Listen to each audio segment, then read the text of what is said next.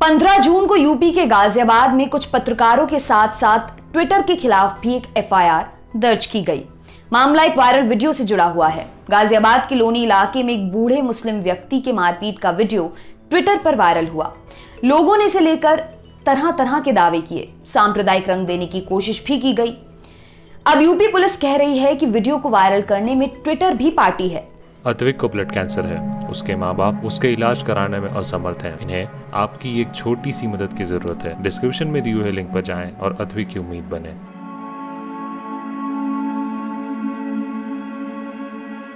ऐसा पहली बार हुआ है कि ट्विटर को किसी दूसरे के किए ट्वीट का जिम्मेदार ठहराया जा रहा है। आखिर ऐसा क्या हुआ कि ट्विटर पर इस तरह का मामला दर्ज कर लिया गया? पहले ऐसा कौन सा सुरक्षा कवच था जो ट्विटर को बचाता रहा? क्या सरकार के पास ऐसा करने की कोई नई कानूनी ताकत आ गई है? आइए आपको सब कुछ बताते हैं तफसील से। सबसे पहले थोड़ा सोशल मीडिया का सिस्टम समझते हैं। वैसे आज के जमाने में सोशल मीडिया के बारे में सभी लोग जानते हैं, फिर भी थोड़ा सा और समझ लीजिए, आगे की कानूनी कहानी समझने में मदद मिलेगी।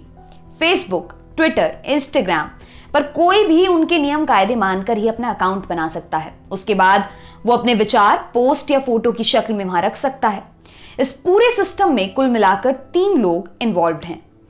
पहली सोशल मीडिया कंपनी, दूसरी सरकार और तीसरा वो जिसने सोशल मीडिया पर अकाउंट बनाया। तो अब हम जब भी थर्ड पार्टी कहें तो ये समझा जाए कि हम सोशल मीडिया प्लेटफॉर्म के हमारे आपके जैसे यूजर की बात कर रहे हैं। अब सवाल ये उठता है कि अगर सोशल मीडिया पर कोई खुराफात करता है तो क्या होगा? खुराफात मतलब अगर कोई फेक न्यूज, दंगा भड़काने की कोशिश, अश्लील सामग्री आदि सोशल मीडिया पर डालता है तो कौन जिम्मेदार होगा? इसे तय करने का जिम्मा सरकार पर है। वही इसके लिए नियम कायदे बनाती है। सोशल मीडिया वेबसाइट्स के ऑपरेशन भारत सरकार के आईटी एक्ट 2000 के तहत आते हैं। भारत सरकार के आईटी एक्ट के तहत इन्हें इंटरमीडिएरी का दर्जा मिला हुआ है। मतलब सोशल मीडिया कंपनी बस एक मध्यस्थ भर है। इनके ऊपर सोशल मीडिया पर किसी दूसरे के लिखे या पोस्ट किए की जिम्मेदारी नहीं डाली जा सकती। मतलब सिर्फ थर्ड पार्टी जिम्मेदार होगी। ये एक तरह का सुरक्षा कवच है जो कानून के जरिए कंपनियों को मिला हुआ है। इंटरमीडिएरी का दर्जा कैसे मिलता है? जैसा हमने आपको बताया कि सभी सोशल मीडिया और इंटरनेट कंपनियों के लिए सरकार ने आईटी एक्ट 2000 के तहत नियम कायदे बनाए हैं। यहीं पर इंटरमीडिएरी की पहली परिभाषा भी मिलती है। आईटी एक्ट के सेक्शन 2 सबसेक्शन 1 क्लॉज यूए सब क्लॉज डब्ल्यू के अनुसार इंटरमीडिएरी का मतलब ऐसे किसी व्यक्ति या संगठन से है जो किसी दूसरे के लिए इलेक्ट्रॉनिक रिकॉर्ड रिसीव, स्टोर और ट्रांसमिट करता है। मिसाल के तौर पर telecom service provider, network service provider, internet service provider, web hosting service provider, search engine, online payment site, online auction site, online market place और साइबर कैफे। चूंकि तकनीक रोज बदल रही है तो सरकार उस हिसाब से नियम कायदे भी वक्त वक्त पर बदलती रहती है। बात 2011 की है। सरकार ने इंफॉर्मेशन टेक्नोलॉजी रूल्स 2011 के सेक्शन 79 में इंटरमीडिएरी स्टेटस से जुड़े कुछ और नियम जोड़े। इसमें तफसील से बताया कि किस कंपनी को इंटरमीडिएरी का दर्जा किस शर्त पर दिया जाएगा। इन शर्तों में मुख्य रूप से शामिल थीं, कंपनियां यूजर के लिए साफ साफ नियम कायदे समझाएं, किसी भी तरह की आपराधिक गतिविधि को प्लेटफॉर्म पर बढ़ावा ना मिले, सरकार अगर कानूनी तरीके से किसी यूजर के बारे में जानकारी चाहे तो उसे जानकारी उपलब्ध कराई जाए आदि। ढेरों ऐसे नियमों के अलावा यह भी कहा गया कि कंपनी अपनी वेबसाइट पर एक ग्रीवांस ऑफिसर का नंबर उपलब्ध कराए जिससे जरूरत पड़ने पर यूजर संपर्क कर सकें। सब कुछ ठीक ठाक चला। अब 10 साल आगे आते हैं। सरकार ने साल 2021 के फरवरी महीने में आईटी कंपनियों के लिए कुछ नए नियम बनाए। इन्हें आईटी रूल्स 2021 कहा गया।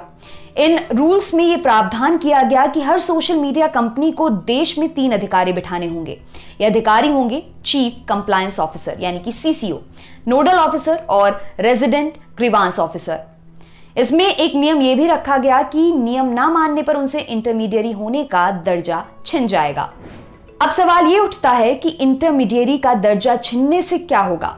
यह दर्जा छिनने से कोई भी सोशल मीडिया प्लेटफॉर्म सीधे सीधे थर्ड पार्टी यानी कि यूजर के किए धरे का जिम्मेदार होगा। मतलब यूजर जो कुछ भी सोशल मीडिया प्लेटफॉर्म पर करेगा उसके लिए यूजर के साथ साथ कंपनी पर भी मामला दर्ज हो सकेगा। ऐसा ही कुछ ट्विटर के केस में 15 जून को हुआ है। यूपी में एक एफआईआर में ट्विटर का नाम भी डाला गया है। इस तरह के प्रावधान का वर्णन आईटी रूल्स 2021 के सब सेक्शन 1 में मिलता है, जिसमें साफ साफ लिखा है, अगर कोई इंटरमीडिएरी या मध्यवर्ती इन नियमों का पालन करने में असफल रहता है तो उसे सेक्शन 79 में मिला संरक्षण खत्म हो जाएगा। इसके बाद वो इंटरमीडियरी भारतीय दंड संहिता के प्रावधानों सहित वर्तमान में लागू किसी भी कानून के तहत दंड के लिए उत्तरदायी होगा। ट्विटर सरकारी आदेश न मानने को लेकर लगातार चर्चा में रहा है। 26 जनवरी 2021 में लाल किला हिंसा के बाद सरकार और ट्विटर आमने सामने आ गए।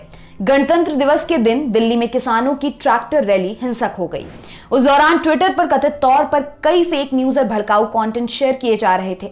31 जनवरी को सरकार ने ट्विटर से कुछ अकाउंट्स के खिलाफ एक्शन लेने को कहा। ट्विटर ने 257 अकाउंट्स को सस्पेंड कर दिया, लेकिन कुछ देर बाद ही अभिव्यक्ति की आजादी के नाम पर उन हैंडल्स को बहाल कर दिया। इसके बाद 4 फरवरी को सरकार ने ट्विटर को 1157 और अकाउंट्स की सूची सौंपी जो भारत विरोधी दुष्प्रचार में शामिल थे। सरकार के मुताबिक वे अकाउंट्स या तो पाकिस्तान से जुड़े लोगों के थे या खालिस्तान समर्थकों के। इस बार भी ट्विटर ने महज कुछ ट्विटर हैंडल्स को ब्लॉक किया। सरकार की तरफ से कहा गया कि उसने कानूनी प्रक्रिया के तहत ट्विटर को जानकारियां मुहैया कराई थी, लेकिन बावजूद इसके भड़काऊ और भ्रामक जानकारियों को ट्विटर पर प्रसारित होने दिया गया। सरकार ने अमेरिका की कैपिटल हिल हिंसा और 26 जनवरी को भारत के लाल किले पर हुए घटनाक्रम की तुलना भी की और ट्विटर पर दोहरे मापदंड अपनाने के आरोप लगाए।